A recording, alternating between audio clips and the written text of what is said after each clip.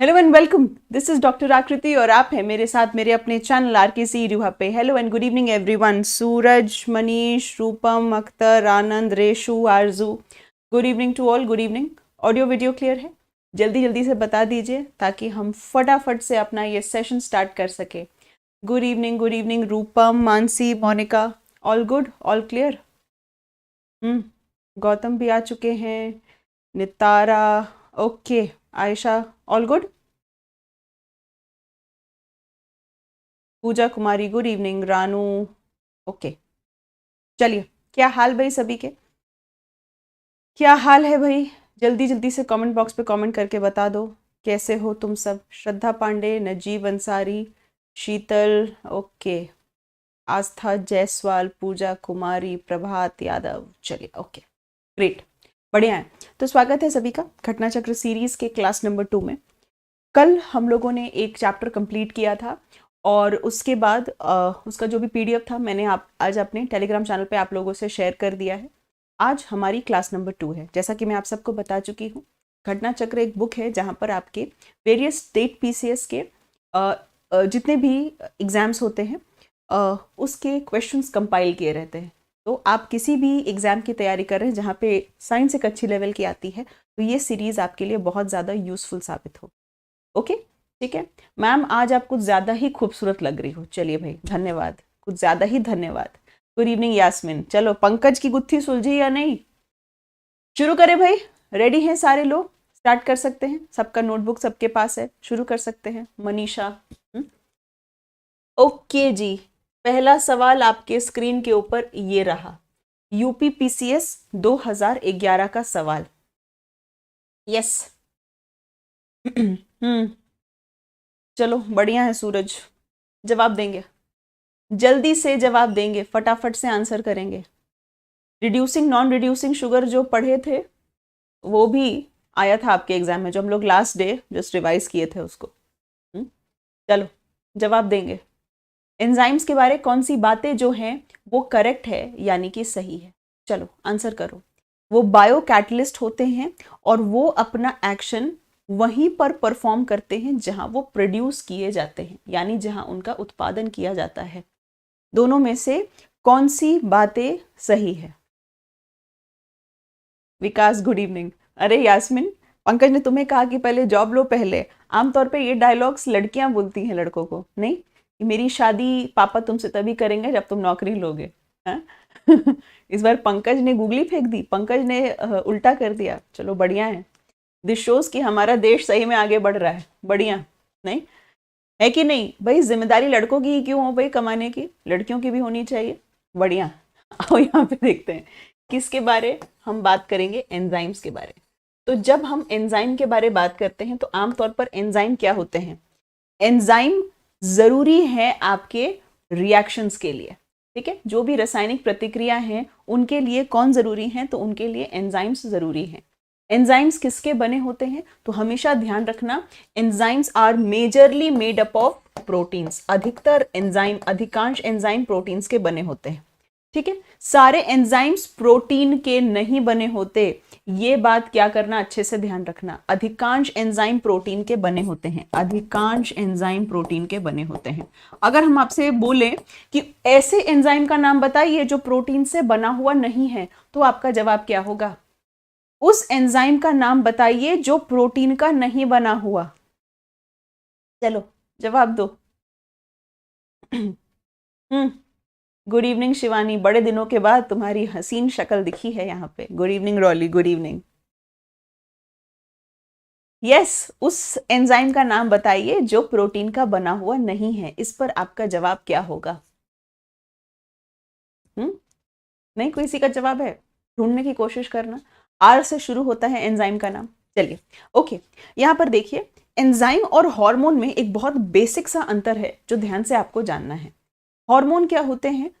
Hormone जो भी chemical substance है, रासायनिक पदार्थ हैं, वो जो काम करते हैं दूर तलक भी काम कर सकते हैं। कहने का सिंपल मतलब है, जैसे मान लेते हैं हार्मोन आपकी पिट्यूटरी ग्लैंड में बना है, पीयूष ग्रंथि में बना है, तो वो काम बाकी अंगों तक भी कर सकता है। जैसे आपको अच्छे से पता है कि पिट्यूटरी ग्लैंड से निकला ग्रोथ हार्मोन जो होता है वो आपके ग्रोथ का कारण होता है, आपकी वृद्धि का कारण होता है, राइट। इसका मतलब है कि पिट्यूटरी से निकला हुआ ग्रोथ हार्मोन काम कर रहा है आपके पैर के मसल्स पे, और क्या कर रहा है, आपकी लंबाई बढ़ा रहा है। तो हार्मोन का नेचर क्या है कि बनते कहीं और है लेकिन अपना असर दूर तक भी दिखा सकते हैं। एंजाइम की खासियत क्या है, जहां बनेगा वहीं पर असर दिखाएगा। जैसे आप सभी को पता है आपके मुंह में एक एंजाइम होता है जिसका नाम है सलाइवरी अमाइलेज, जिसको आप टायलिन के नाम से जानते हैं, ठीक है। तो उसका असर मुंह तक ही रहेगा, पेट पर, पेट में जब खाना जाएगा तो उसका असर नहीं रहेगा। तो ध्यान रखना एंजाइम्स की आदत क्या होती है कि वो जहां पर होते हैं वहीं पर अपना असर दिखाते हैं, जबकि हार्मोन दूर भी अपना असर दिखा सकते हैं। ओके, अल हबीबी काहे जी, काहे अल हबीबी। चलो मनीष का आंसर सही था, और भी किसी ने आंसर दिया है, वो सही आंसर दिया रेशो ने, राइबोजाइम।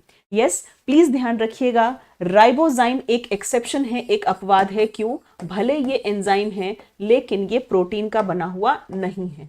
भले ये एंजाइम है लेकिन ये प्रोटीन का बना हुआ नहीं है। तो राइबोजाइम एक एक्सेप्शन है, एक अपवाद है, ठीक। ओके, नहीं भाई, हम बीपी, अच्छा बीपीएससी बॉटनी हमको सुनाई दिया, एमएससी बॉटनी। बीपीएससी बॉटनी के लिए कोई अलग से तो किताब नहीं आती जी मार्केट में। चलो आ जाओ, राइबोजाइम क्या है भाई, एक्सेप्शन है, यानी कि अपवाद है, ठीक, क्योंकि भले एंजाइम है लेकिन प्रोटीन का बना नहीं है। समझ में आ गई बात? गुड इवनिंग दीपक, क्लियर? सारी बातें क्लियर हो गई। इसका मतलब है कि ये दोनों बातें सही हैं, बोथ 1 and 2 आर करेक्ट। अपनी कॉपी में नोट करेंगे, एंजाइम्स, अधिकांश एंजाइम्स प्रोटीन के बने हैं, अपवाद राइबोजाइम का नाम नोट करेंगे। चलते हैं अगले सवाल पे। ग्लूकोज को इथेनॉल बनाने के लिए कौन सी एंजाइम जो है वो कारगर है? ग्लूकोज से को अगर इथेनॉल में परिवर्तित करना है, ग्लूकोज को किस में परिवर्तित करना है? इथेनॉल में। C2H5OH, ये है आपका इथेनॉल। तो बताइए जरा कौन सी एंजाइम जो होगी वो यहां पर इस्तेमाल की जाएगी? Good evening Raman Kumar Rana, enzyme का नाम बताइए, कौन सी एंजाइम इस्तेमाल होगी? जाइमेज, इन्वर्टेज, माल्टेज, डायस्टेज?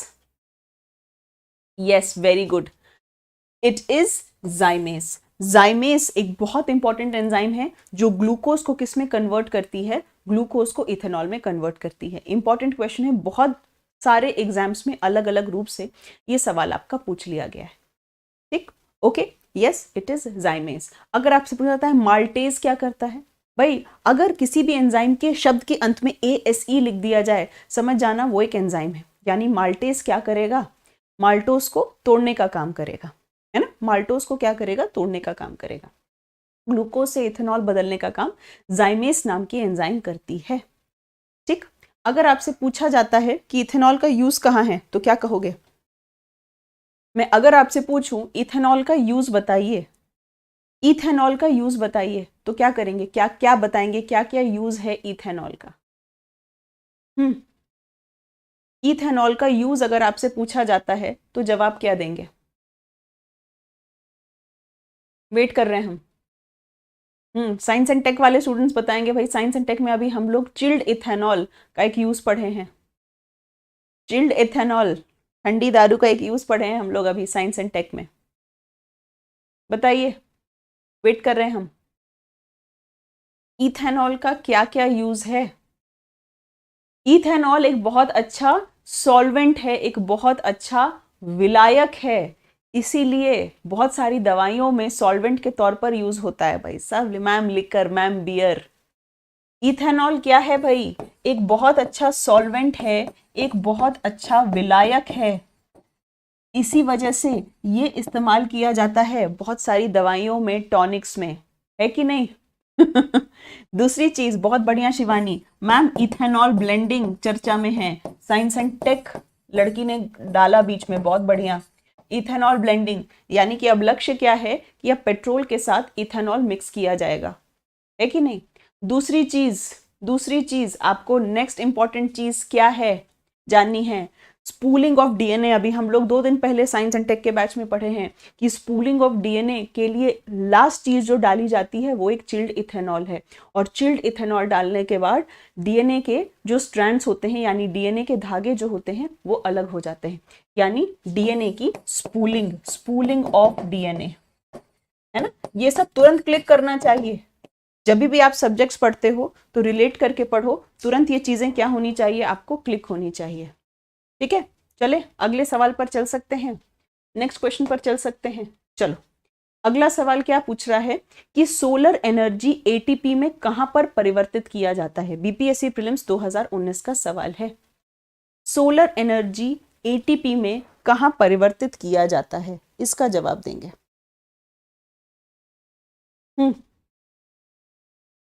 एटीपी में कहां परिवर्तित किया जाता है, इसका जवाब देंगे फटाफट से। माइटोकॉन्ड्रिया में, क्लोरोप्लास्ट में, राइबोसोम में, पेरोक्सीसोम में। भाई सोलर एनर्जी को एटीपी में कन्वर्ट करना मतलब कि कहीं ना कहीं ये किसकी बात हो रही है, फोटोसिंथेसिस की बात हो रही है, प्रकाश संश्लेषण की बात हो रही है।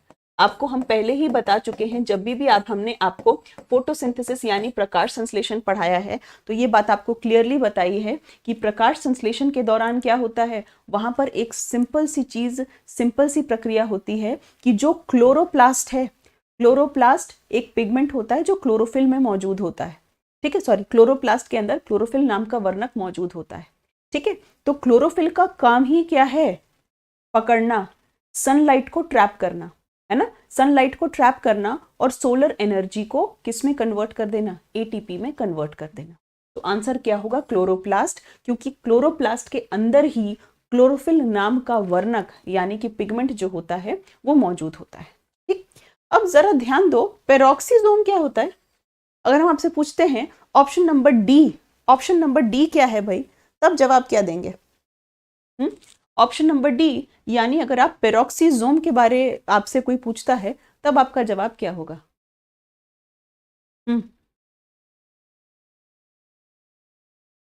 पेरोक्सीसोम सुना हुआ है कभी, पेरोक्सीसोम लाइसोसोम मिलता जुलता है क्या, पेरोक्सीसोम और लाइसोसोम मिलता जुलता है, हाँ। ऑर्गेनेल तो है मनीष, तुम्हारी बात बिल्कुल ठीक है, और ऑर्गेनेल कहाँ है, प्रोकैरियोट में होगा, यूकैरियोट में होगा, तो आपका जवाब होगा कि ये प्रोकैरियोट में होता है। ठीक है, पेरोक्सीसोम एक सेल ऑर्गेनेल है जो प्रोकैरियोट में होता है, और ये शरीर से जो टॉक्सिक चीजें होती हैं उसको निकालने का काम करता है, जैसे H2O2 हाइड्रोजन पेरोक्साइड। ठीक है, ओके, तो इन चीजों को एक तरीके से क्या हुआ है, बाहर निकालने का काम करता है। बहुत हद तक लाइसोजाइम से इसका फंक्शन, लाइसोसोम से जो इसका फंक्शन है, कार्य है, वो क्या है, मिलता जुलता है। ठीक है, तो पेरोक्सीसोम का काम भी कहीं ना कहीं टॉक्सिक चीजों को बाहर निकालने का है। ठीक है, क्लियर। यूकैरियोट में पाया जाता है पेरोक्सीसोम, यूकैरियोट में पाया जाता है भाई। प्रोकैरियोट में एक ही सेल ऑर्गेनेल पाया जाता है, राइबोसोम। आप लोगों को बार बार बताने की जरूरत है क्या। गुड इवनिंग, गुड इवनिंग रानी। चलो, फोटोसिंथेसिस में सबसे ज्यादा इफेक्टिव लाइट कौन सी है। कौन सी ज्यादा इफेक्टिव लाइट है। अरे तुम लोग वापस है अपने पीजे में लग गए आपस में, चलो जवाब दो यहाँ पे, जवाब दो यहाँ पे जल्दी जल्दी। यस, आंसर करेंगे जल्दी जल्दी। मोस्ट इफेक्टिव इन फोटोसिंथेसिस कौन होगा, मोस्ट इफेक्टिव। सिद्धांत भी आ गया, चलिए। गैंग में आजकल आदित्य नहीं दिख रहा, बस आदित्य, सत्यम नहीं दिख रहा और अवि नहीं दिख रहा, नहीं तो सूरज, मनीष, अच्छा प्रिंस भी नहीं दिख रहा। मोस्ट इफेक्टिव कौन होगा भाई, मोस्ट इफेक्टिव जो होगा उसका नाम है रेड लाइट, है ना। Red light and blue light सबसे ज्यादा इफेक्टिव है ना। जो फोटोसिंथेसिस होगी वो रेड और ब्लू में सबसे अधिक होगी। ओके, क्या ध्यान रखना है आपको कि क्या सब वेवलेंथ में फोटोसिंथेसिस होती है। क्या सब वेवलेंथ पे फोटोसिंथेसिस होती है, जी नहीं। आपको एक टर्म याद रखनी है और टर्म है पार। ठीक है, वो शब्द क्या है, शब्द है पार। ओके, पार क्या है भाई, photosynthetically active radiation, photosynthetically active radiation, और वो है पार। ठीक, वेवलेंथ किसकी है, इसने वेवलेंथ कितनी है, यानी 400 से 700 नैनोमीटर। इस वेवलेंथ, इस तरंग दैर्घ्य की ही लाइट में फोटोसिंथेसिस सबसे इफेक्टिव होती है। ऐसा नहीं है कि किसी भी वेवलेंथ में फोटोसिंथेसिस क्या हो जाएगा, इफेक्टिव हो जाएगा। वो कितने में होता है, 400 से 700 नैनोमीटर। ओके, उसी को हम क्या कहते हैं, पार, फोटोसिंथेटिकली एक्टिव रेडिएशन। ठीक है, क्लियर है ये वाली चीज, पार प्लीज शब्द याद रखना। ग्रीन लाइट में फोटोसिंथेसिस क्या होती है, सबसे कम होती है। रीजन क्या है उसका, ग्रीन लाइट में फोटोसिंथेसिस क्या होती है, सबसे कम होती है। क्या कारण है उसका, क्या कारण है, क्योंकि भाई देखिए, ग्रीन लाइट खुद ही ग्रीन है। क्लोरोफिल की बात अगर हम करते हैं तो क्लोरोफिल का रंग क्या है, खुद ही ग्रीन है। जो खुद ही ग्रीन है वो ग्रीन लाइट को कैसे अब्सॉर्ब करेगा, वो उसको क्या करेगा, वापस रिफ्लेक्ट कर देगा, है कि नहीं। क्लोरोफिल का खुद का कलर ही ग्रीन है, तो जो खुद ही ग्रीन है वो ग्रीन कलर की वेवलेंथ को कैसे एब्जॉर्ब करेगा, उसको क्या कर देगा, उसको रिफ्लेक्ट कर देगा। ठीक है, तो ग्रीन में जो फोटोसिंथेसिस होता है वो मिनिमम होता है, प्रकाश संश्लेषण जो है वो क्या है, वो मिनिमम है। ठीक, आज I think paid back students को ऑलरेडी पता है, सुबह एक बहुत ही दुखद खबर मिली हम लोगों को। मेरा एक बहुत पुराना स्टूडेंट मोहित वालिया, आप लोगों को शायद याद होगा, वो यूट्यूब पे भी अभी हाल फिलहाल भी आया हुआ है और रेगुलर स्टूडेंट था मेरा, पुराना स्टूडेंट था। तो कुछ टाइम से कहते हैं ना कि कनेक्शन छूट सा गया था। उसने कॉम्पिटिटिव एग्जाम की तैयारी छोड़ के वो ऑस्ट्रेलिया चला गया था, क्योंकि कोविड में उसके दोनों माता पिता की डेथ हो गई थी। और वो आप बताइए, एक लौता बच्चा था अपने माता पिता का। तो कोविड में उसके फादर मदर दोनों की डेथ हो गई थी, और फिर उसके दादाजी ने उसको गवर्नमेंट जॉब वगैरह की तैयारी छुड़वा के वो ऑस्ट्रेलिया भेज दिया था। तो ऑस्ट्रेलिया में वो अपना गुजारा कर रहा था और पढ़ाई कर रहा था, 24 ईयर्स का। 2-3 दिन पहले उसको हार्ट अटैक आया, और आज मुझे जो एक और उसका फ्रेंड और हमारा स्टूडेंट है अभिषेक, उसने बताया कि मैम अब वो नहीं रहा है इस दुनिया में। तो सुबह से जब से मैं वो बात सुनी हूँ, तो वही लग रहा है सुन के कि लाइफ कितनी अनप्रिडिक्टेबल है। लगता है 2 से 3 दिन पहले किसी वीडियो में किसी स्टूडेंट ने पूछा था कि मैम आपकी क्लास किसके लिए हेल्पफुल है, तो उसने लिखा कि भाई मैं ऑस्ट्रेलिया में एग्जाम की तैयारी कर रहा हूँ, मैम के लिए, मैम की सारी क्लासेस हर जगह हेल्पफुल होती है। पेड बैच भी लेना चाह रहा था वो, कुछ दिन पहले मेरी कॉलर से उसकी बात हुई है और उसने कहा कि मैम का पेड बैच लेना है। तो हमने कहा कि नहीं, नंबर तो इंडिया का होना चाहिए, वहाँ के नंबर से हमें नहीं लगता कि ये पॉसिबल हो पाएगा।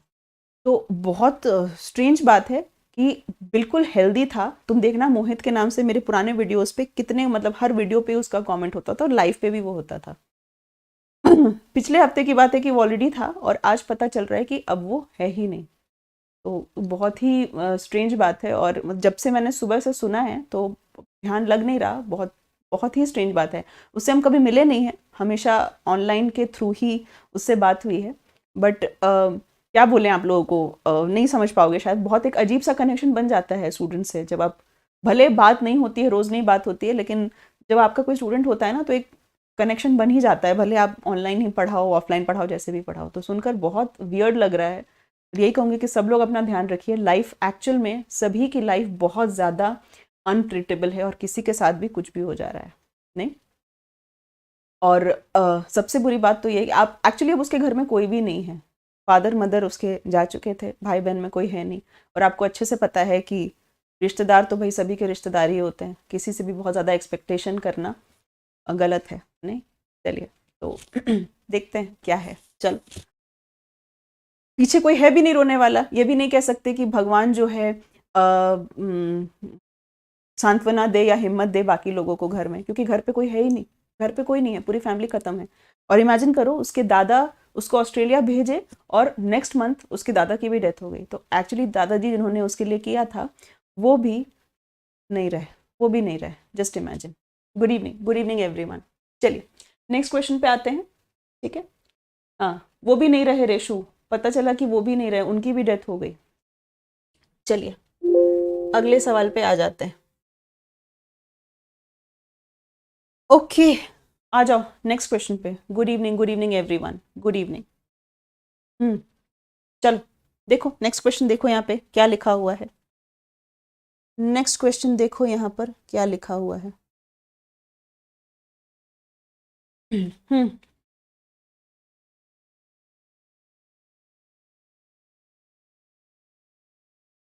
क्या पूछा जा रहा है आपसे?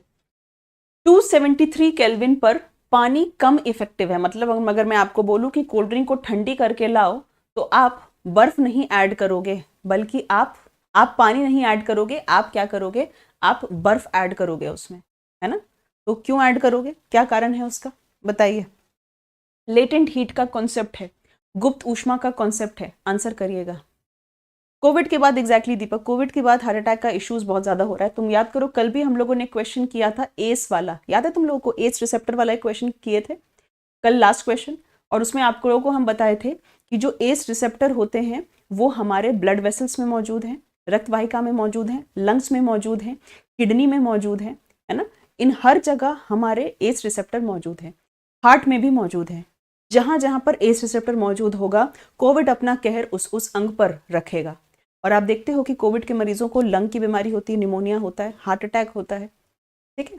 तो आफ्टर कोविड इफेक्ट्स देखा जा रहा है बहुत लोगों में ये हार्ट अटैक वाला इशू, बिकॉज कोविड कर क्या रहा है, आपके ब्लड वेसल्स में, स्पेशली हार्ट की आर्टरी में थक्का जमा दे रहा है, ब्लड क्लॉट बना दे रहा है, and this is the reason बहुत सारे हार्ट अटैक्स हो रहे हैं, हेल्दी लोगों को हार्ट अटैक हो रहे हैं। गुड इवनिंग प्रमोद, आंसर बताइए यहाँ पे क्या आंसर होगा? क्वेश्चन आपके सामने है भाई, 273 केल्विन पर। अब भाई ये बताओ मुझे कि 273 केल्विन कौन सा डिग्री सेल्सियस है, कौन सा डिग्री सेल्सियस है? यस, आपको अच्छे से पता है कि अगर आपके सामने टेम्परेचर डिग्री सेल्सियस में लिखा है, ठीक है, और आप उसमें 273 ऐड कर देते हैं तो आपको केल्विन में तापमान मिल जाता है। आपको क्या होता है, आपको केल्विन में तापमान मिल जाता है, ठीक है? तो कहने का सिंपल मतलब है कि अगर टेम्परेचर 273 केल्विन है, मतलब डिग्री सेल्सियस में कितना है? डिग्री सेल्सियस में कितना है, जरा ये बताइए। डिग्री सेल्सियस में वो 0 डिग्री सेल्सियस होगा, डिग्री सेल्सियस में वो 0 डिग्री सेल्सियस होगा, हाँ या ना? ठीक। अब एक बात सिंपल सी देखो, आपको मैंने एक एक्सपेरिमेंट बताया था, इनफैक्ट लेटेंट हीट जब भी हम लोग पढ़ते हैं तो लेटेंट हीट के लिए एक सिंपल एक्सपेरिमेंट बताया जाता है। कौन सा एक्सपेरिमेंट है वो? एक बीकर लेना है, बीकर में आपको क्या रखना है, बीकर में आपको आइस रखनी है, बीकर में आपको क्या करना है, आइस रखनी है, बर्फ रखना है, और यहां पर एक थर्मोमीटर लगा देना है। थर्मोमीटर क्या काम करता है? दिल की धड़कन तो नहीं नापता ना, टेम्परेचर ही नापता है, हाँ या ना? और इसको क्या करना है, इसको हीट करना है, इसको क्या करना है, इसको हीट करना है। तो कभी भी अगर आप किसी चीज को हीट करेंगे तो क्या दिखाएगा, थर्मामीटर पे तापमान बढ़ेगा, बिल्कुल बढ़ेगा। इमेजिन करते हैं कि पहले ये बर्फ है -5 डिग्री सेल्सियस पे, इमेजिन करते हैं कि पहले ये बर्फ कितने तापमान पर है, -5 डिग्री सेल्सियस पे, ठीक, ओके। अब क्या होगा, ये 0 डिग्री सेल्सियस, ये -5 डिग्री सेल्सियस, जब आप इसको हीट देंगे, ऊष्मा देंगे तो क्या होगा? बताइए, जब आप इसको हीट देंगे, ऊष्मा देंगे तो क्या होगा भाई? थर्मामीटर में टेम्परेचर बढ़ेगा, तो -5 से -4 आएगा, -3 आएगा, है कि नहीं, और 0 तक पहुंचेगा। 0 डिग्री सेल्सियस पर आप क्या देखोगे, 0 डिग्री सेल्सियस पर आप देखोगे कि आप इसको हीट दिए जा रहे हो, लेकिन थर्मामीटर पे तापमान नहीं मूव कर रहा। हम क्या बोले, 0 डिग्री सेल्सियस पर एक ऐसा समय आएगा जहां पर आप हीट दिए जा रहे हो, ऊष्मा दिए जा रहे हो, लेकिन थर्मामीटर में रीडिंग नहीं बढ़ेगी। इसका मतलब क्या है, इसका मतलब क्या है, कहां चली गई वो हीट, भूत खा गया उसको। इसीलिए हम इस हीट को कहते हैं लेटेंट हीट, यानी कि गुप्त ऊष्मा, क्योंकि हम जो हीट दे रहे हैं वो हीट इस्तेमाल हो जा रही है स्टेट बदलने में। आइस का स्टेट सॉलिड है, पानी का स्टेट लिक्विड है, ठीक है? तो आप जो हीट दे रहे हो वो थर्मामीटर में इसीलिए नहीं दिख रहा, क्योंकि हीट इस्तेमाल हो जा रही है स्टेट बदलने में, यानी सॉलिड से लिक्विड बदलने में। इसीलिए कुछ टाइम तक ये टेम्परेचर बिल्कुल ऐसा दिखता है और फिर टेम्परेचर बढ़ना शुरू होता है, ठीक है? इसी को हम नाम देते हैं लेटेंट हीट, यानी गुप्त ऊष्मा, ठीक है? इसी को नाम देते हैं लेटेंट हीट, यानी कि गुप्त ऊष्मा, ठीक? आई है बात समझ में? और इसको क्या कहते हैं, latent heat of fusion, latent heat of fusion का नाम देते हैं। फ्यूजन क्यों? क्योंकि हम सॉलिड से लिक्विड बदल रहे हैं। कहने का यहाँ पर एक सिंपल मतलब है कि हम अगर 0 डिग्री सेल्सियस की बात करें तो यहाँ पर आइस भी मौजूद है और यहाँ पर वाटर भी मौजूद है, दोनों चीजें मौजूद है। 0 डिग्री सेल्सियस पर आइस भी मौजूद है, वाटर भी मौजूद है, लेकिन वाटर के पास ज्यादा हीट है। क्यों? क्योंकि इस वक्त वाटर के पास गुप्त ऊष्मा है, यानी लेटेंट हीट है। मतलब आपने जो भी हीट सप्लाई की वो इस्तेमाल हो गई स्टेट चेंज होने में। मतलब कि पानी के पास क्या है? लेटेंट हीट यानी गुप्त ऊष्मा मौजूद है। इसीलिए आप कोल्ड ड्रिंक को ठंडी करने के लिए पानी नहीं डालते, आप बर्फ डालते हो, क्योंकि पानी डालोगे तो उस पानी में एक्चुअल में लेटेंट हीट है। राइट? समझ में आ गई है बात? तो क्वेश्चन का आंसर क्या होगा भाई? अब आंसर बता दो जरा, मैं थोड़ा सा कमेंट बॉक्स बड़ा करूं, मुझे दिख नहीं रहा आप लोगों के कमेंट्स। जस्ट एक सेकेंड।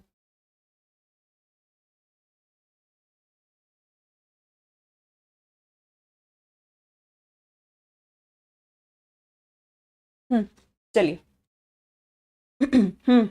यस, वो लेटेंट हीट ऑफ वेपोराइजेशन है नीपा, वो लेटेंट हीट ऑफ वेपोराइजेशन है, तभी स्टीम से आपको ज्यादा जलन होती है कंपेयर टू पानी। 100 डिग्री सेल्सियस में अगर आप पानी से जलो, लेकिन जो आप स्टीम से जलते हो वो आपके लिए ज्यादा सीवियर हो जाता है। आंसर अब क्या होगा? बी होगा या सी होगा? Water? Of course answer C होगा। एग्जैक्टली आंसर सी होगा। 273 केल्विन यानी 0 डिग्री सेल्सियस पे पानी के पास मोर एनर्जी है, और वो कौन सी एनर्जी है? Latent heat. वो कौन सी एनर्जी है? Latent heat of fusion. ठीक, ओके, चलें आगे, आगे चल सकते हैं। चलिए बढ़िया सवाल था ये, कॉन्सेप्ट बेस्ड क्वेश्चन, बढ़िया सवाल। दूसरा सवाल, नेक्स्ट सवाल देखो, एनडीए का क्वेश्चन आपसे क्या पूछ रहा है? एब्सोल्यूट जीरो टेम्परेचर कौन सा है डिग्री सेल्सियस में? एब्सोल्यूट जीरो टेम्परेचर बताना है आपको डिग्री सेल्सियस में। हमेशा ध्यान रखिएगा, परम शून्य तापमान यानी एब्सोल्यूट जीरो टेम्परेचर कहलाता है 0 केल्विन। क्या कहलाता है? 0 केल्विन कहलाता है। और कभी भी केल्विन और डिग्री सेल्सियस में आपको कन्वर्जन करना है तो क्या ध्यान रखना है कि तापमान अगर डिग्री सेल्सियस में है तो उसमें आप 273.15 ऐड करते हैं, आपको तापमान केल्विन में मिल जाता है। ठीक है, तो अगर तापमान 0 केल्विन है तो 0 डिग्री सेल्सियस में कितना होगा? बता दो भाई। प्लस को इधर ले जाएंगे तो माइनस हो जाएगा, यानी ये हो जाएगा -273.15 डिग्री सेल्सियस। ठीक, इजी एंड सिंपल। आपके लाइक्स के फॉर्म में एनर्जी तो पहुंचाते रहो भाई, इतना तो कर सकते हो। ठीक है, इजी है, सिंपल सी बात है ये, कोई दिक्कत तो नहीं।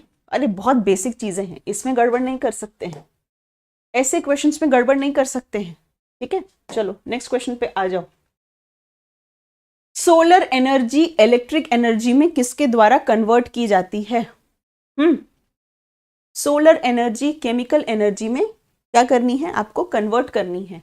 किसके द्वारा की जाएगी? कौन से सेल के द्वारा की जाएगी, ये बताइए।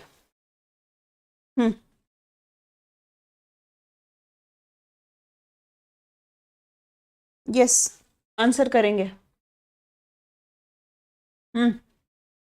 फोटोवोल्टाइक सेल, बिल्कुल सही, फोटोवोल्टाइक सेल। फोटोवोल्टाइक सेल बनाने के लिए किस एलिमेंट का प्रयोग किया जाएगा?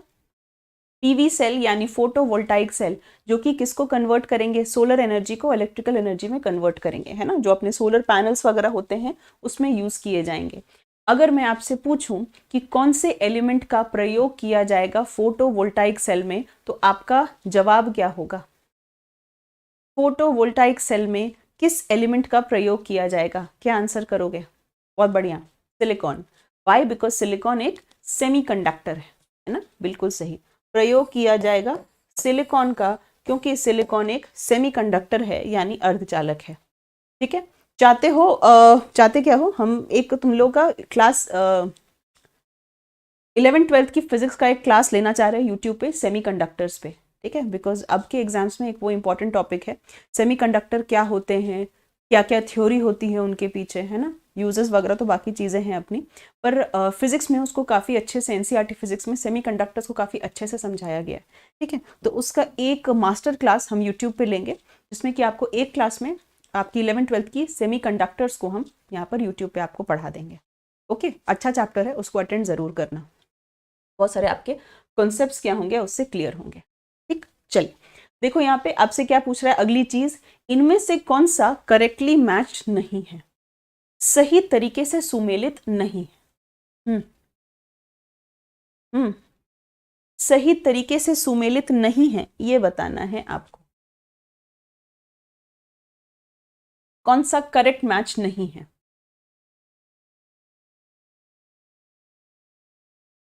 Yes, neoprene specialised rubber, aspartame synthetic sweetener, oxytocin hormone, rayon modified starch. Yes Kundan Oberoi, क्या आंसर होगा? नियोप्रीन बिल्कुल स्पेशलाइज्ड रबर है, नियोप्रीन है ना।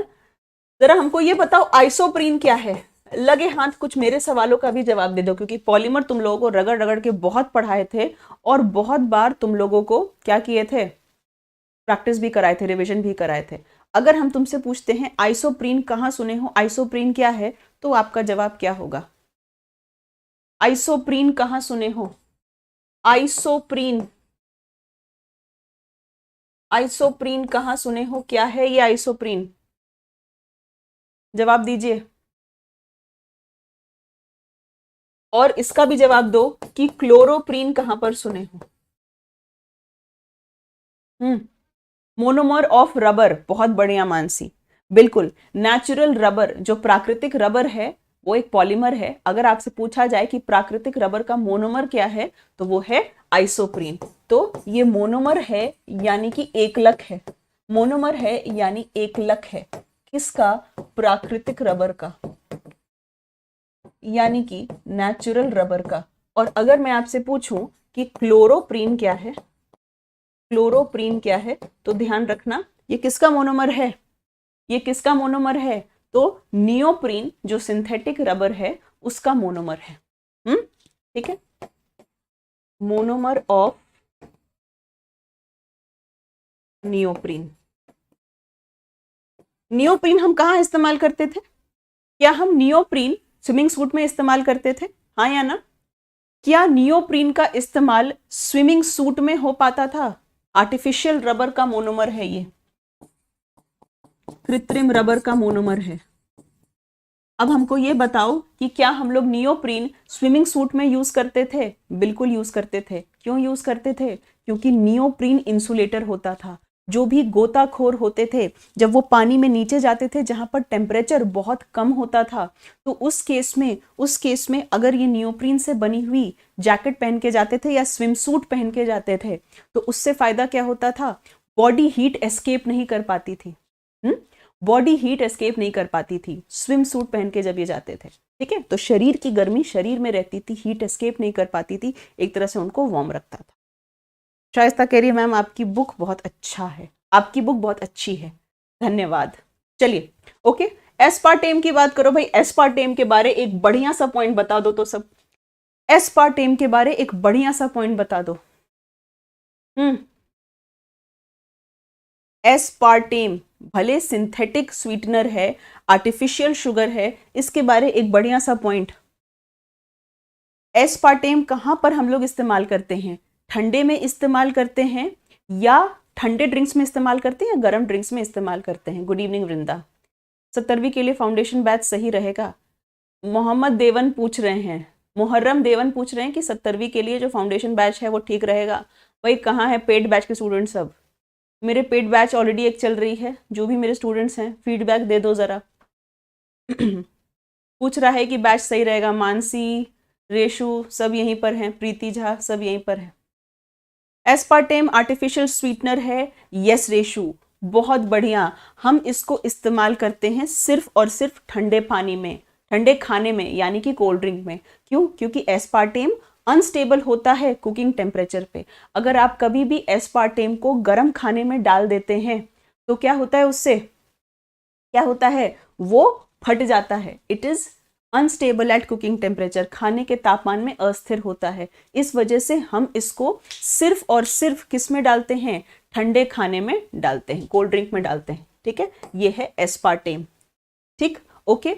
हमको जरा ये बताओ कि स्वीटेस्ट आर्टिफिशियल शुगर कौन सा है? सबसे मीठा कृत्रिम शर्करा कौन सा है? बुक कैसे मिलेगा?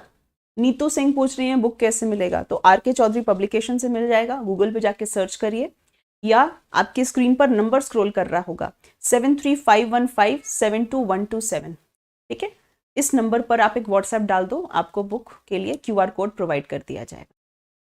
बहुत बढ़िया मनीष, एलिटेम जो है सबसे मीठा कृत्रिम शर्करा है, बहुत बढ़िया। चलो अगला देखो, अगला देखो, अगला क्या है? अगला है ऑक्सीटोसिन। ऑक्सीटोसिन, क्या ऑक्सीटोसिन हार्मोन है? बिल्कुल। क्या हम ऑक्सीटोसिन को ही लव हार्मोन कहते हैं? बिल्कुल। ऑक्सीटोसिन के दो कार्य होते थे। पहला कार्य क्या होता था? एक तो मिल्क रिलीज करता था, है ना, मिल्क इजेक्शन करता है, यानी स्तन से दूध की अस्वीकृति। जब माँ बच्चे को दूध पिलाती है तो ब्रेस्ट से मिल्क का निकलना, दूध का निकलना ऑक्सीटोसिन के वजह से था। और माँ जब बच्चे को जन्म देती है उस स्थिति में यूट्रस का जो कॉन्ट्रैक्शन है, गर्भाशय का जो संकुचन है, वो भी किसके वजह से होता था? वो भी ऑक्सीटोसिन के वजह से ही होता था। हाँ या ना? बिल्कुल सही। Yes, I love oxytocin hormone, my favourite hormone.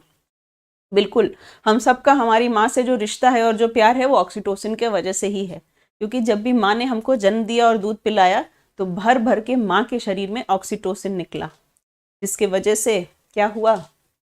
माँ हमको इतना प्यार करती है सभी को। ठीक, चलिए ओके, रेयॉन के बारे आओ। रेयॉन क्या है भाई? रेयॉन आर्टिफिशियल सिल्क है। क्या हम रेयॉन को ही आर्टिफिशियल सिल्क कहते हैं? कृत्रिम सिल्क, कृत्रिम रेशम इसी को कहते हैं। ठीक है, और ये मॉडिफाइड स्टार्च नहीं है, एक तरह से सेल्यूलोज का ही बदला हुआ रूप है। चलिए, best of luck Shaista.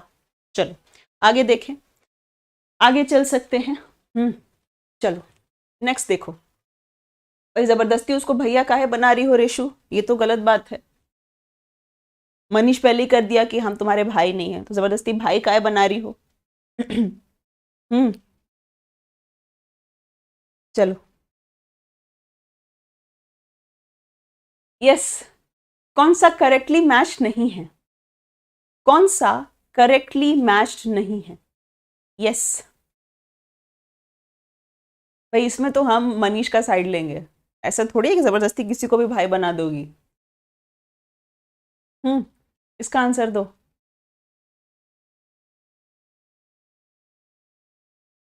Answer, answer, correctly matched कौन सा नहीं है?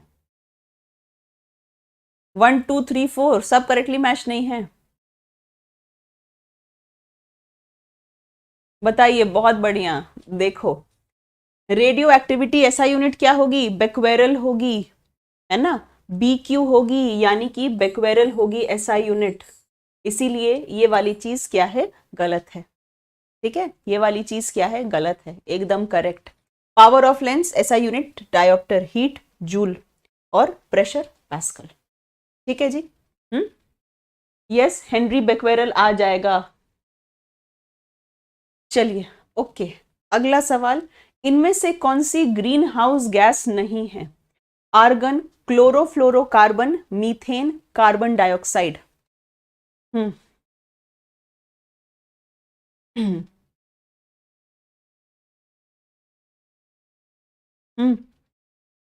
आंसर करिए भाई, आंसर करिए।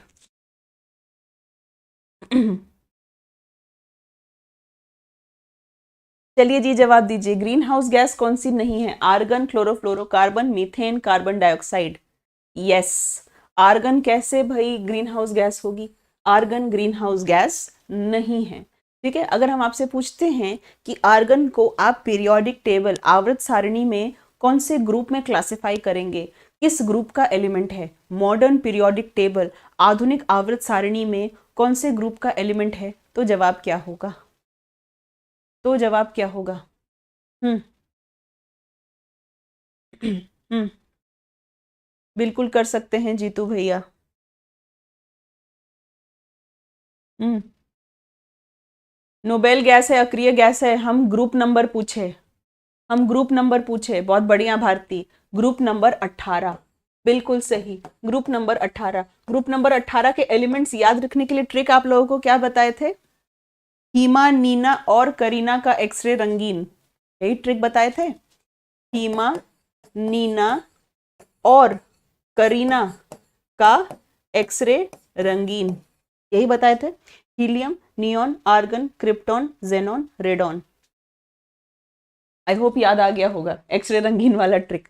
चलो नेक्स्ट क्वेश्चन पे आ जाओ। डेंगू फीवर किस मच्छर के काटने से होता है? बाय द वे ये कुछ क्वेश्चंस आपके यूपी पीसीएस प्रीलिम्स 2022 के सवाल हैं। ठीक, क्यों करा रहे हैं? बिकॉज यूपी पीसीएस का एग्जाम बहुत दूर नहीं है, 24 या 17 मार्च को आपका एग्जाम होने वाला है। उसके पहले 11 फरवरी को यूपी आरओ एआरओ का एग्जाम है, 11 फरवरी को ही हरियाणा पीसीएस का एग्जाम है। ठीक है, तो कहने का मतलब है कि अब आपके सारे PCS back to back scheduled हैं। Yes, answer. डेंगू फीवर कौन करता है? क्यूलेक्स करता है। कौन कहा? सूरज सी लिख रहा है। भाई क्यूलेक्स मच्छर कौन सी दो बीमारी फैलाता है?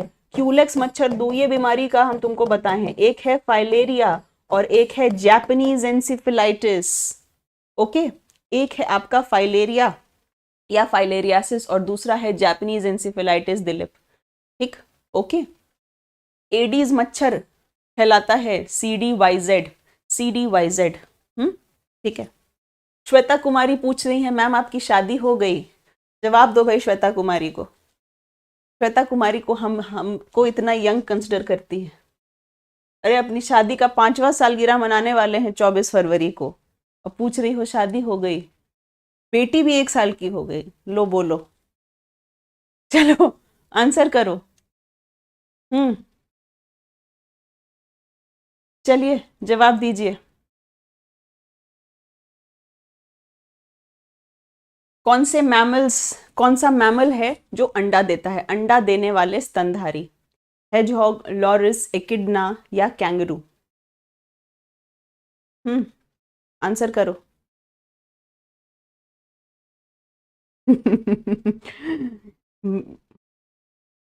आंसर करो जल्दी से। एग लेइंग मैमल कौन सा है? एक्सेप्शन है, अपवाद है ना, क्योंकि मैमल्स की फितरत क्या है कि they give birth to young ones. Okay, yes, they give birth to young ones, जो कि क्या करते हैं? यंग वंस को जन्म देते हैं, हम उन्हीं को मैमल्स कहते हैं, राइट। लेकिन एकिडना जो है, एकिडना एक्सेप्शन है, एकिडना प्लैटिपस, ये क्या है? एग लेइंग मैमल्स हैं, अंडे देने वाले स्तनधारी, अंडे देने वाले स्तनधारी। ठीक, चलिए, यस। चले अगले पे चले, अगले पे चले। चलो अगले पे चलने से पहले सुन लो जरा काम की बात। जो भी लोग स्टेट पीसीएस के एस्पिरेंट है, यूपीएससी के एस्पिरेंट है, सीडीएस एनडीए देने वाले हैं, उन सब के लिए एक बहुत बेहतर बैच ऑलरेडी चल रहा है मेरा, साइंस एंड टेक, जहाँ पे 6 to 10th की NCERT plus science and tech पढ़ाया जा रहा है। ओके, और इसकी फीस आपकी 1499 है। 500 के डिस्काउंट के बाद आपको ये 999 का बैच, बाइलिंगुअल बैच है। चलो पार्टी चाहिए सबको, किस बात का पार्टी दे भाई? हाँ, किस बात का पार्टी दे? पहले हमको ये बात बताओ, कोई ऐसा उपलब्धि तुम्हारा हुआ या हमारा हुआ? नहीं। हाँ, तो फिर किस बात का पार्टी दे? चलो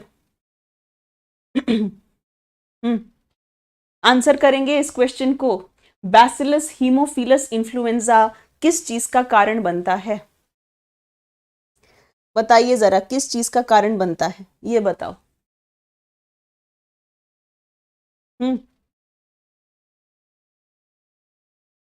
good evening Nikita, good evening.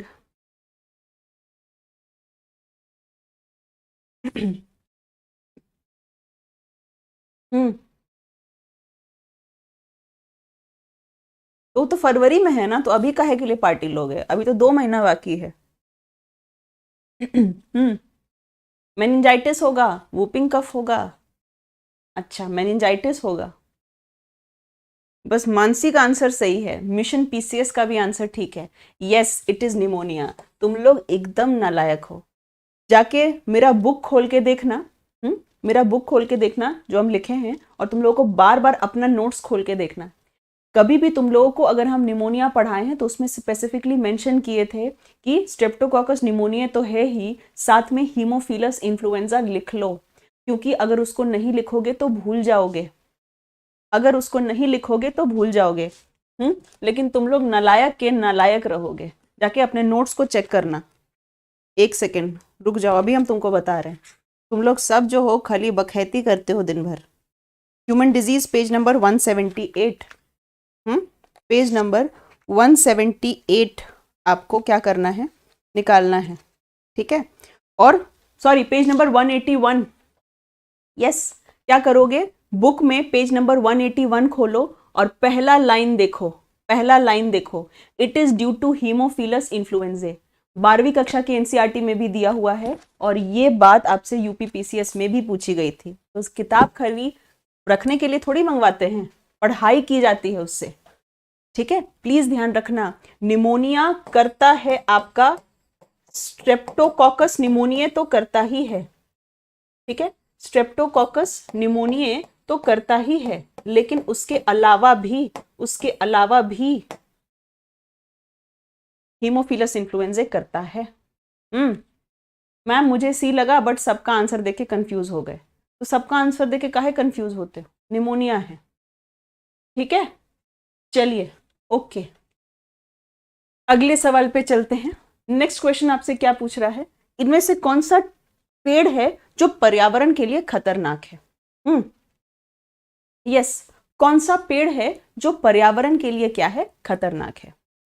Book bilingual है मिशन पीसीएस, ठीक है। आफ्टर 30% डिस्काउंट बुक आपको 315 की पड़ती है, 384 पेजेस हैं, एमआरपी 450 है, लेकिन after discount and free shipping है बुक पर 315 की आपको बुक पड़ती है, ओके। बाइलिंगुअल है, अंग्रेजी हिंदी एक ही किताब में। बताइए क्या है वो? यस, यूकेलिप्टस ट्री है, और यूकेलिप्टस ट्री को कहा जाता है एनिमी ऑफ द इन्वायरमेंट। क्यों? क्योंकि ये पानी की खपत क्या है, वो बहुत ज्यादा करती है, और यही रीजन है कि क्या होता है, ग्राउंड वाटर का जो लेवल है वो कम हो जाता है इसके वजह से। इसीलिए इसको हम एनवायरमेंटल हजार्ड कहते हैं, या एनिमी ऑफ इन्वायरमेंट के नाम से भी इसको हम जानते हैं, ठीक है। चलें आगे चल सकते हैं नेक्स्ट क्वेश्चन पे। चलिए, अगला सवाल आपके सामने ये है, बढ़िया सवाल है, एसर्शन रीजन क्वेश्चन है। एसर्शन रीजन क्वेश्चन, प्लीज ऐसे क्वेश्चंस को करने की आदत डालिए, क्योंकि आजकल के एग्जाम में statement based question, assertion reason question, इन सब का काफी ज्यादा क्या है, बोलबाला है। क्या लिखा है आपसे? Some bacteria can synthesise their own food, ठीक। कुछ जीवाणु अपने भोजन को स्वयं संश्लेषित कर लेते हैं। क्या ये बात ठीक है? क्या ये बात ठीक है जी? ये बताइए। जी हाँ, ये बात ठीक है ma'am. These bacteria have green matter called chloroplast. क्या इनके पास क्लोरोप्लास्ट है? इसका जवाब दे दो। क्या बैक्टीरिया के पास क्लोरोप्लास्ट है क्या जी?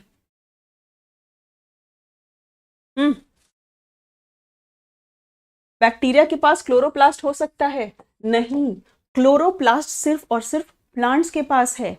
बैक्टीरिया फोटोसिंथेसिस क्यों कर सकते हैं?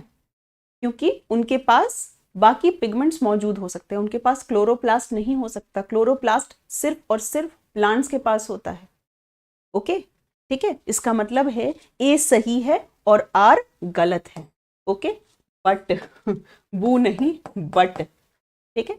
ए सही है और आर क्या है, आर जो है आपका गलत है।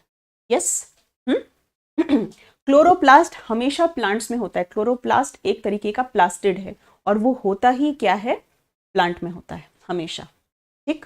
चलो, बैक्टीरिया अपना खाना खुद बना सकते हैं? यस, बैक्टीरिया ऑटोट्रॉफ्स होते हैं, और दोनों तरीके के हो सकते हैं, फोटो ऑटोट्रॉफ हो सकते हैं और कीमो ऑटोट्रॉफ हो सकते हैं, है ना, दोनों प्रकार के हो सकते हैं, फोटो ऑटोट्रॉफ और कीमो ऑटोट्रॉफ। फोटो ऑटोट्रॉफ का मतलब है जो प्रकाश से, यानी कि सूर्य की रोशनी से अपना खाना बनाते हैं, ठीक।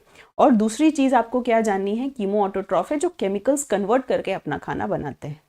रेशु कह रही है मैम बी क्यों नहीं हो सकता है, पिट्टी पड़ेगी तुमको यहीं से। क्लोरोप्लास्ट बैक्टीरिया में कहां से होगा रीशु, एक बात बताओ। क्लोरोप्लास्ट बैक्टीरिया में कहां से होगा? तुमको जब हम पढ़ा रहे थे तो एक सिंपल सा चीज बताए थे, पीपीपी, पी से प्लांट, पी से प्लास्टिड और पी से पिगमेंट। क्लोरोप्लास्ट एक प्लास्टिड है और वो सिर्फ और सिर्फ प्लांट में मौजूद होता है। लड़की अपना कमेंट डिलीट भी कर दी, लेकिन तब तक तो हम देख लिए, क्या फायदा। चलो, गलत पढ़ ली, गलत तो नहीं पढ़ी हो, बोलो कंफ्यूज हो गए। अगला सवाल देखो आपके सामने है, क्या पूछा है आपसे कि बैक्टीरिया के बारे इनमें से कौन सी बात करेक्ट है, जीवाणु के बारे कौन सी बात इनमें से करेक्ट है। हम्म यस, बैक्टीरिया के बारे, जीवाणु के बारे इनमें से कौन सी बात है जो करेक्ट है, ये बता दो जरा।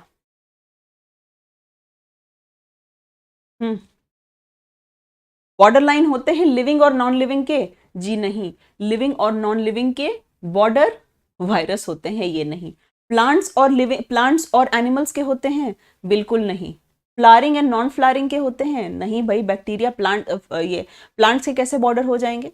इसका मतलब है कि सारी बातें गलत हो गई हैं, कोई भी बात यहां पर इनके बारे सही नहीं है। ठीक, ओके, चले अगले सवाल पर चल सकते हैं, अगले सवाल पर चल सकते हैं, नेक्स्ट क्वेश्चन पे आते हैं। चलिए, okay. Autonomous growth and reproduction, खुद से वृद्धि और प्रजनन करने में सक्षम सबसे छोटा जीव कौन सा है? वायरस, जीवाणु, माइकोप्लाज्मा, जीवाणु भोजी। Babita good evening. पढ़ते तो हैं पर भूल जाते हैं, उपाय बताइए। उपाय एक ही है अभिषेक, कि उसको बार बार रिवाइज करिए, तभी आपको ध्यान होगा कि ऐप पे हम आप लोगों का हर संडे टेस्ट लेते हैं। ठीक है, 3 टेस्ट अभी तक हो चुके हैं हम लोग, हफ्ते भर में जो पढ़े संडे टेस्ट, हफ्ते भर में जो पढ़े संडे टेस्ट। और जब 1 महीना पूरा कंप्लीट हो जाएगा तो हम लोग क्या करेंगे कि पूरे महीने जो पढ़े हैं उसका टेस्ट। इसका मतलब है कि तुम रोज का रोज रिवाइज कर रहे हो, 1 हफ्ते में टेस्ट दे रहे हो, उसके बाद पूरे चीज को महीने में टेस्ट दे रहे हो। तो इसका तरीका यही है कि आप रिविजन करिए और जितना पॉसिबल है टेस्ट दीजिए, क्योंकि जब आप टेस्ट देते हैं एक अच्छी रिविजन के साथ तो आपको अपने में इंप्रूवमेंट देखने को जरूर मिलती है। ठीक है, ओके। Good evening Sarika. क्या है भाई? बिल्कुल सही, ये है आपका mycoplasma. Smallest organism, smallest cell, सबसे छोटी सेल कौन सी है? वो है आपका माइकोप्लाज्मा। ठीक, ओके, यस। और अगली इंपॉर्टेंट चीज आपको क्या ध्यान रखनी है? यस रेखा, बहुत पुरानी बात हो गई वो, बहुत बढ़िया। इसको हम क्या नाम देते हैं? Joker of the plant kingdom. बिल्कुल सही, इसको हम क्या देते हैं नाम? Joker of the plant kingdom. ठीक है, जोकर का नाम क्यों देते हैं? जोकर का नाम क्यों देते हैं, कारण क्या है? पहली चीज तो है भाई, आपको अच्छे तरह से पता है माइकोप्लाज्मा एक एक्सेप्शन है, एक अपवाद है। ओके, फ्री टेस्ट भी होता है ऐप पे सूरज, बट ये हम पेड वाले का बात कर रहे हैं। ठीक है, ये हम पेड वाले का बात कर रहे हैं, वीकली टेस्ट, फ्री टेस्ट भी होता है, बट ये बात पेड वाले बैच का कर रहे हैं। माइकोप्लाज्मा एक्सेप्शन, अपवाद क्यों है? क्योंकि माइकोप्लाज्मा के पास सेल वॉल नहीं है, नो सेल वॉल, कोशिका भित्ति नहीं है माइकोप्लाज्मा के पास। ठीक है, एक काम करेंगे, अभी जो टेस्ट लेंगे ना, अभी तुमने डिमांड रखी कि मैम फ्री कर दीजिए, तो भाई तुम लोगों ने बोला है तो जरूर करेंगे। ठीक है, एक टेस्ट हम रखेंगे 31 दिसंबर को, 31 ऑफ दिसंबर को। ठीक है, आज ही बता दे रहे हैं, तुमने अभी बोला है तो इसलिए हम कर दे रहे हैं।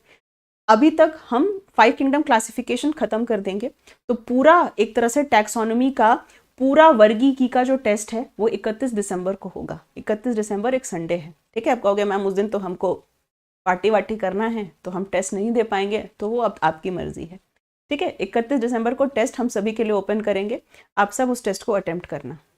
ठीक है, आप सब उस टेस्ट को अटेम्प्ट करना, फिर हम लीडर बोर्ड डिस्प्ले करेंगे, क्योंकि हमारे टेस्ट, हर टेस्ट में लीडर बोर्ड भी आता है कि कौन है हमारे टॉप 3।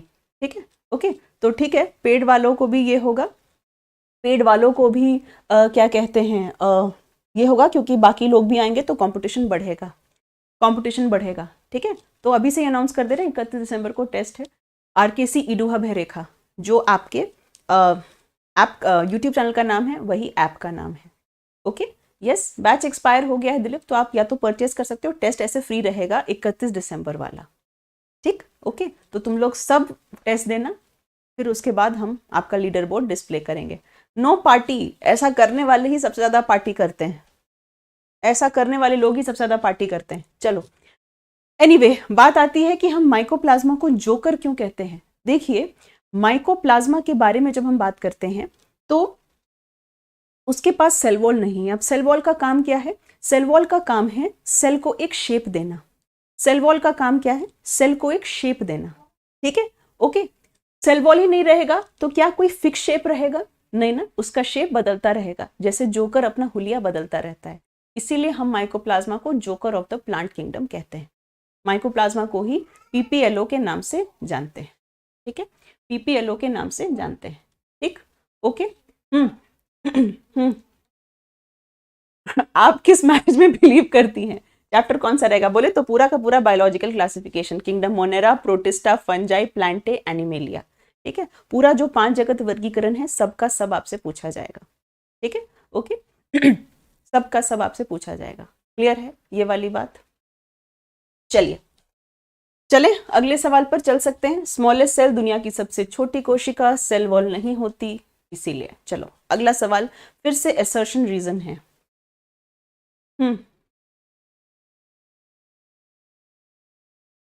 यस, कौन कह रहा है कि हम शादी नहीं करेंगे? श्वेता, काहे श्वेता, इतनी सी उम्र में तुम्हारा शादी से विश्वास काहे उठ गया? कोई धोखा ओखा दे गया क्या? जवाब दो। ऐप का लिंक डाल रहे हैं कमेंट बॉक्स में। कोई ऐप का लिंक मांग रहा है, आप लोग आंसर करिए, तब तक हम ऐप का लिंक कमेंट बॉक्स में डालें।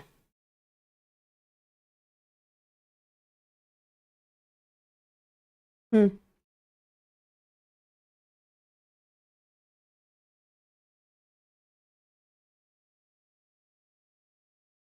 1 मिनट।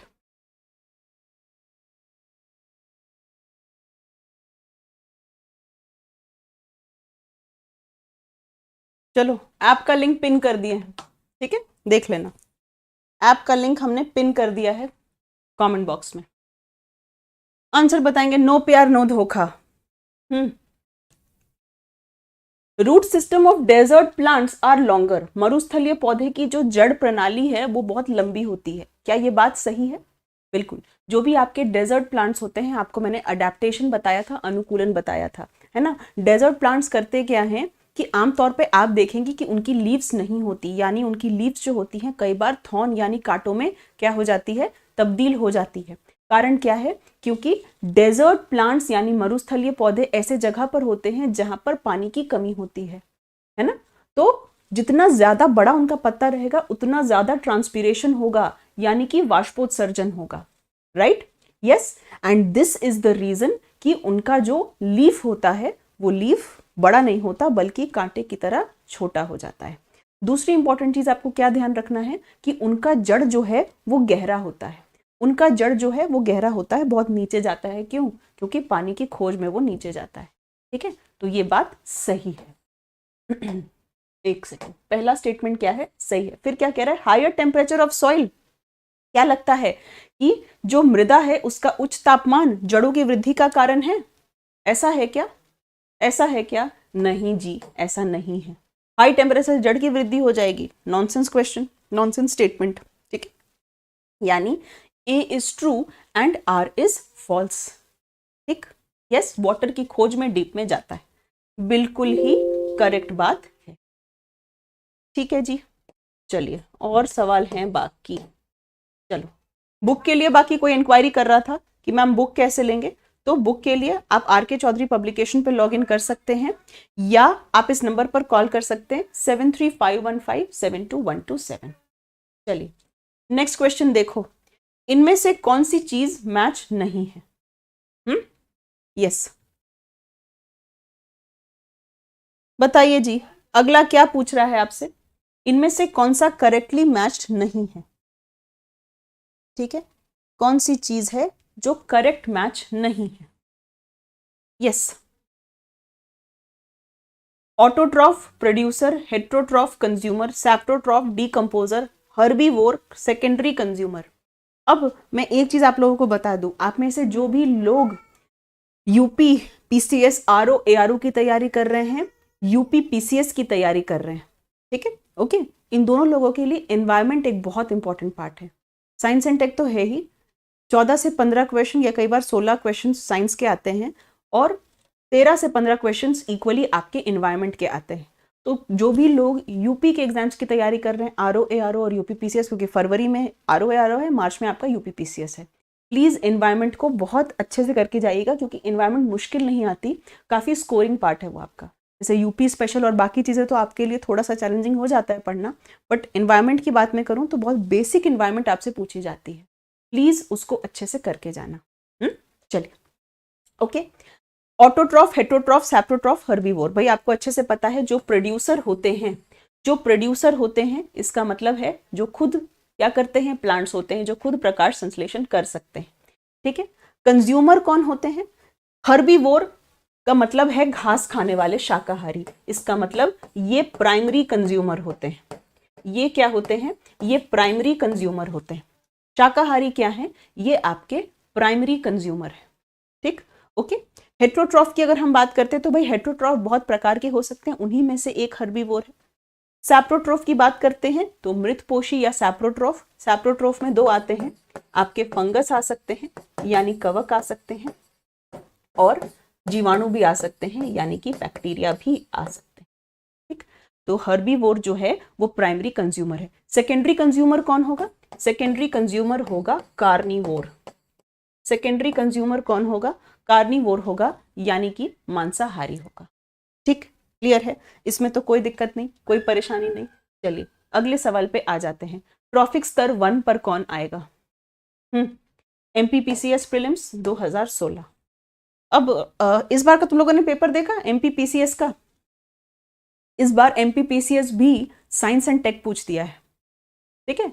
इस बार एमपीपीसीएस ने भी साइंस को तवज्जो ना देके साइंस एंड टेक को तवज्जो दी है, एक तरह से आप कह सकते हैं। हालांकि एमपीपीसीएस में साइंस एंड टेक का सिलेबस हमेशा से बहुत क्लियरली डिफाइन था और क्वेश्चन बहुत सिंपल पूछे जाते हैं, ठीक है। जैसे कि अमेजॉन, फ्लिपकार्ट, ये किसके एग्जाम्पल हैं, तो आपको पता है ई कॉमर्स में B2C का एग्जाम्पल है, बिजनेस टू कंज्यूमर, इस तरह के सवाल पूछे गए।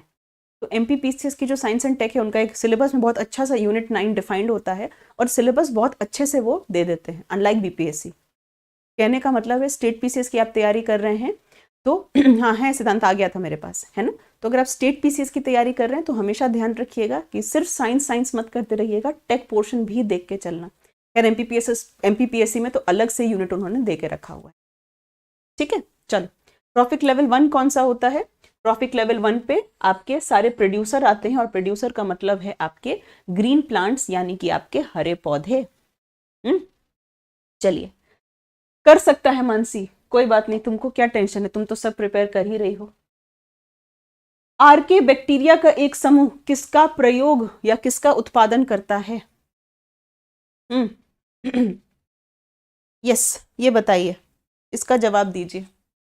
अगर आपसे पूछा जाता है ग्रुप ऑफ आर्के बैक्टीरिया का एक समूह जो होता है वो किस चीज का उत्पादन करता है, किस चीज को बनाता है। अब सभी परीक्षा का लेवल, सिलेबस बदल दिया गया और लेवल बढ़ा दिया गया है। क्या आपको आर्के बैक्टीरिया बताए थे, आर्के बैक्टीरिया का मतलब क्या है, पुराने वाले बैक्टीरिया, इनको हम एक्सट्रीमोफिल्स कहते थे, हाँ या ना। आर्के बैक्टीरिया को एक्सट्रीमोफिल्स कहते थे क्योंकि ये किस में पाए जाते हैं, एक्सट्रीम एरियाज में पाए जाते हैं। 3 तरह के थे, हैलोफाइल जो अत्यंत लवण वाले क्षेत्र में पाए जाते हैं, फाइल का मतलब होता है प्यार और हैलो शब्द का मतलब होता है लवण यानी कि सॉल्ट, ठीक। दूसरे कौन से थे, थर्मो एसिडोफिल्स थे आपके। थर्मो एसिडोफिल्स कहने का मतलब है जो अम्लीय क्षेत्र में उगते थे, जो कौन से क्षेत्र में उगते थे, एसिडिक एरियाज में उगते थे, अम्लीय क्षेत्र में होते थे। और तीसरा क्या थे आपके, मिथेनोजेंस, मिथेनोजेंस जो कक्ष में पाए जाते थे, गठ में पाए जाते थे, है ना। मिथेनोजेन क्या करेंगे भाई, मीथेन बनाएंगे, नाम ही है मिथेनोजेन का मतलब क्या है कि ये किस चीज का निर्माण करेंगे, ये मीथेन का निर्माण करेंगे, ठीक है जी, इजी है, सिंपल है। चलिए, ओके, अगला सवाल इजी सवाल, बस आखिरी के 3 सवाल हैं, फटाफट से आंसर दीजिए, छुट्टी करिए, जवाब दीजिए जल्दी जल्दी से, फटाफट से आंसर करेंगे। क्या पूछ रहा है आपसे, हाँ विशाल, बहुत पुराना बात हो गया, वीडियो भी डाल दिए, काहे छोड़े, कब छोड़े, कैसे छोड़े, आगे क्या करेंगे, पहले क्या करेंगे, सबके बारे। क्या होगा,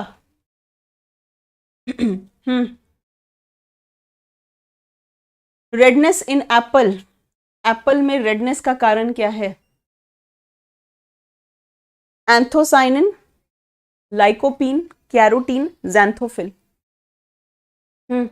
यस, इट इज एंथोसाइनिन, है ना। एंथोसाइनिन के वजह से ही फूल और फल का रंग होता है। लाइकोपीन टमाटर, कैरोटीन आपका क्या है? कैरोटीन है आपका क्या है भाई, जल्दी जल्दी बताओ, गाजर वाजर, ठीक है। ज़ैंथोफिल वगैरह अलग अलग पिगमेंट्स हैं जो पाए जा सकते हैं। अगला सवाल, हेरोइन किससे प्राप्त होता है? हीरोइन नहीं, हेरोइन, ठीक है। हेरोइन मतलब ड्रग वाला हेरोइन। हेरोइन किससे प्राप्त होता है? भांग से, पॉपी से, ठीक है, तंबाकू से या सुपारी से? हेरोइन किससे प्राप्त होता है? आंसर आंसर, जवाब देंगे फटाफट से।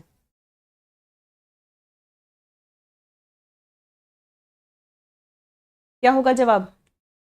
बिल्कुल, पॉपी प्लांट से पाया जाता है ना। इसके सूखे फूलों से पाया जाता है ना, सूखे फूलों से पाया जाता है। और आज का आखिरी सवाल आपसे क्या पूछ लिया जा रहा है कि ओपियम का बोटैनिकल नेम क्या है, वानस्पतिक नाम क्या है? ओपियम का बोटैनिकल नेम क्या है, वानस्पतिक नाम क्या है? हम्म, चलो जवाब देंगे जल्दी जल्दी से। लास्ट क्वेश्चन है आज का। साइंटिफिक नेम क्या है? Yes, it is Papaver सोमनिफेरम। बिल्कुल सही, बिल्कुल करेक्ट। इसका जो साइंटिफिक नेम है वो क्या है? पैपावर सोमनिफेरम। ठीक, चलो तो भाई आज की कक्षा आपकी यहीं तक थी। आप में से जो भी लोग एनसीईआरटी 6 to 12 डिटेल में पढ़ना चाहते हैं, बहुत शानदार बैच चल रहा है हमारा। अभी हम लोग एनिमल किंगडम चैप्टर पे हैं, जंतु जगत चैप्टर पे हैं, ठीक है। आप इस बैच को ज्वाइन कर सकते हैं। बैच बाइलिंगुअल होती है। क्लास डाउनलोड कर सकते हैं, पीडीएफ डाउनलोड कर सकते हैं, और हर संडे को आप अपना वीकली टेस्ट और एक मंथली टेस्ट मंथ के एंड में दे सकते हैं, जिससे आप एक अच्छे तरीके से अपनी तैयारी कर सकते हैं, राइट। बैच लेने के लिए या बुक लेने के लिए आप RKC Edu hub app download कर सकते हैं प्ले स्टोर से। लिंक मैंने कमेंट बॉक्स में दे दिया है, या हमारे सामने आपकी हेल्पलाइन नंबर चल रही है 7351572127। ठीक, ओके। आप में से जो भी लोग स्टेट पीसीएस के लिए सिर्फ साइंस एंड टेक पढ़ना चाहते हैं, 799 फी है आफ्टर डिस्काउंट। ये भी बैच में अभी बायोटेक्नोलॉजी चल रही है।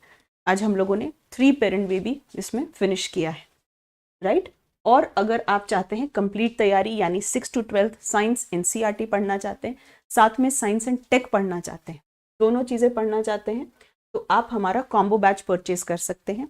1500 पर अभी डिस्काउंट है, और आपका बैच है 999 का। ठीक, ओके। बैच से संबंधित, बुक से संबंधित जो भी आपकी इंक्वायरी है, हेल्पलाइन नंबर आपके सामने है 7351572127। ठीक है। इस क्लास की जो पीडीएफ है आपको मेरे टेलीग्राम चैनल पर मिल जाएगी। कल की भी पीडीएफ है। अब हमारी नेक्स्ट क्लास कल होगी, तो घटना चक्र सीरीज में कंसिस्टेंटली जुड़े रहो। सारे क्वेश्चंस का एक जगह से आपको, जब मैं पीडीएफ दे रही हूँ तो उसको देखिए, कोई न्यू क्वेश्चन है तो उसी वक्त अपने नोटबुक्स में उसको आप नोट कर लीजिए, ताकि आप एक न्यू क्वेश्चंस को अच्छी तरह से देख सकें। ठीक है, ओके। तो चलिए फिर अब हम लोग कल मिलते हैं शाम में 7:30 बजे। तब तक खुश रहिए, मस्त रहिए। लाइक शेयर सब्सक्राइब के फॉर्म में अपना प्यार बना कर रखिए। ओके, चलिए, thank you so much, bye bye, good night, take care.